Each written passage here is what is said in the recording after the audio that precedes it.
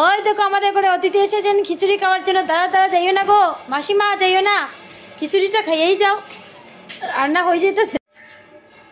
আমরা বাঙালি, পুজো মানেই খিচুড়ি, খিচুড়ি মানে পুজো, পুজো মানে খিচুড়ি। পুজোর সময় মাছ মাংস না, শুধু খিচুড়ি, আলু ভাজা, ডালনা, পাঁপড় ভাজা, নানা রকম ভাজা থাকলে আর কিছু লাগে না। এখানে মা রেঁধে ফেলছেন খিচুড়ি, আর আমি রাঁধবো একটু ডালনা ভাজা, এগুলো করবো।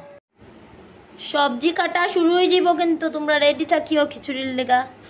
নারকেল দিয়ে সম্বাস দেওয়া হবে এখন খিচুড়ি। সবজি হয়ে যাচ্ছে, আমি সম্বাসটা সবজি পরে দেবো। নারকেল টারকেল রেখেছি, আগে মশলা দিয়ে জিরে, হলুদ, ধনে দিয়ে ভালো করে অল্প একটু চিনি দিয়ে মশলা কষি, কাঁচা লঙ্কা কয়টা দেবো। এবার আলুগুলো ভালো করে ধুইয়ে একটু নুন চিনি মেখে রাখবো, তো সফট হবে।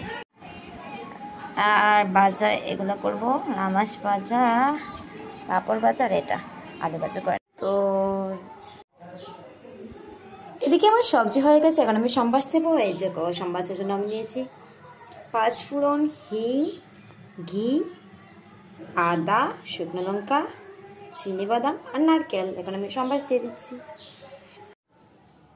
পাঁপড় ভাজাটা এটি। এখন আলু রামাসগুলো ভেজে, বরবটিটা ভেজে নেব। আলু বরবটিটা একসাথে ভেজে নিচ্ছি।